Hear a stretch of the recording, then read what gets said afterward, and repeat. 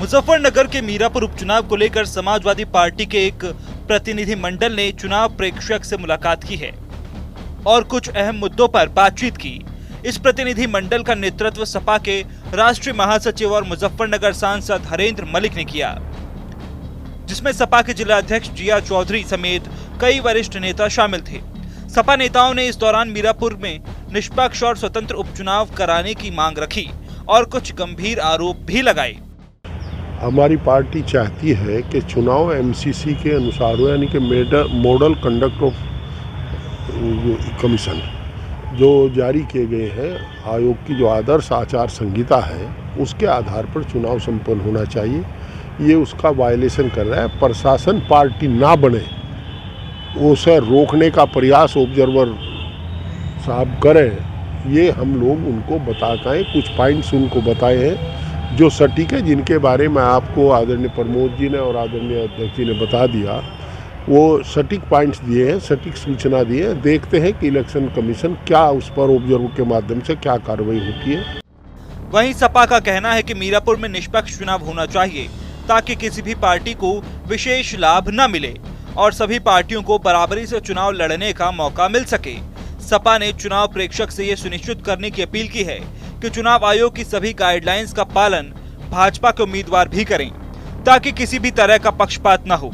वहीं सपा के जिला अध्यक्ष जिया चौधरी ने भाजपा के पूर्व केंद्रीय मंत्री डॉक्टर संजीव बालियान पर आरोप लगाया कि वो मीरापुर के प्रधानों को धमका रहे हैं और उन्हें भाजपा का समर्थन करने के लिए मजबूर कर रहे हैं।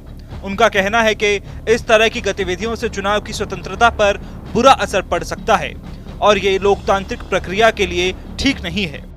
जिस तरीके की चुनाव आयोग की गाइडलाइन है वो लोकदल और भाजपा के प्रत्याशी पे भी लागू होनी चाहिए। हम भी उसका पालन करेंगे, लेकिन हो नहीं रही हैं। लोकदल और भाजपा के प्रत्याशी कोई परमिशन नहीं लेते किसी कार्यक्रम की और लगातार दल बल के साथ घूम रहे हैं। उनके केंद्रीय मंत्री प्रधानों को धमका रहे हैं और एसएचओस जो हैं वो अपनी पावर का दुरुपयोग कर रहे हैं, जबकि उनको कोई ऐसा राइट ही नहीं है। हमारी मांग हमने आज कहा है ऑब्जर्वर से कि आप जो इलेक्शन कमीशन की गाइडलाइन है वो एसएचओस को भेजिए, जो उनकी इलेक्शन चुनावी जनसंपर्क भ्रमण की डोर टू डोर की कोई परमिशन चुनाव इलेक्शन आयोग की गाइडलाइन में नहीं है, ना ही सॉफ्टवेयर उसको अडॉप्ट कर रहा है। समाजवादी पार्टी ने मांग की है कि इस तरह के किसी भी दबाव को रोका जाए ताकि प्रधान और अन्य लोग बिना किसी डर के अपने फैसले ले सकें।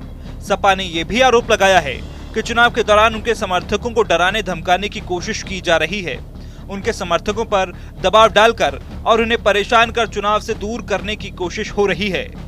लिहाजा इस तरह की गतिविधियों पर कड़ी निगरानी रखी जाए ताकि सपा समर्थक सुरक्षित महसूस करें और स्वतंत्र रूप से अपना समर्थन दे सकें। हम चाहते हैं कि चुनाव शांतिपूर्वक संपन्न होना चाहिए, एज पर रूल्स होना चाहिए। जो ये गलत कर रहे हैं वो नहीं करना चाहिए। गलत हुआ है मुकदमे दर्ज करना तो इन्होंने मजाक मान लिया। अब की बार इसमें कानून का सहारा लेंगे। पहले इलेक्शन कमीशन में जाएंगे, मुकदमा दर्ज करने का औचित्य पूछेंगे और उसके बाद हाई कोर्ट जाएंगे। सुप्रीम कोर्ट भी जाना पड़ा तो उसके लिए भी जाएंगे। पहले तो हाई कोर्ट ही जाएंगे इसे एक्सपंज कराने के लिए और विधिक कार्रवाई करेंगे। भाई क्या हो, जिस तरीके से कल समाजवादी पार्टी के पूर्व सांसद कादिर राणा जी पे और हमारे समर्थकों पे या पार्टी के कैडर के लोगों पर मुकदमा लिखा गया, वो शासन और प्रशासन की जाति है। हमारे कैडर के लोगों को चिन्हित कर कर उन्हें डीएम जिलाधिकारी के माध्यम से उनकी संपत्ति की जांच कराने के नोटिस दिए जा रहे हैं, जबकि ये चुनाव से पहले की अमल की प्रक्रिया थी जब करते। तो ये सब चीज़ें आज हमने ऑब्जर्वर साहब के सामने रखी हैं। दरअसल आरोप गंभीर हैं, जिसमें सपा के नेताओं का कहना है कि भाजपा और आरएलडी के उम्मीदवार चुनाव आयोग की गाइडलाइंस का पालन नहीं कर रहे हैं। सभी पार्टियों को एक ही नियमों के तहत चुनाव लड़ना चाहिए, लेकिन भाजपा वाले नियमों को ताक पर रखकर चुनाव लड़ रहे हैं। चुनाव आयोग की गाइडलाइंस का पालन सिर्फ विपक्षी पार्टियों से करवाया जा रहा है। सपा ने मांग की है कि चुनाव आयोग इसे संज्ञान में ले और सभी उम्मीदवार समान रूप से नियमों का पालन सुनिश्चित करें।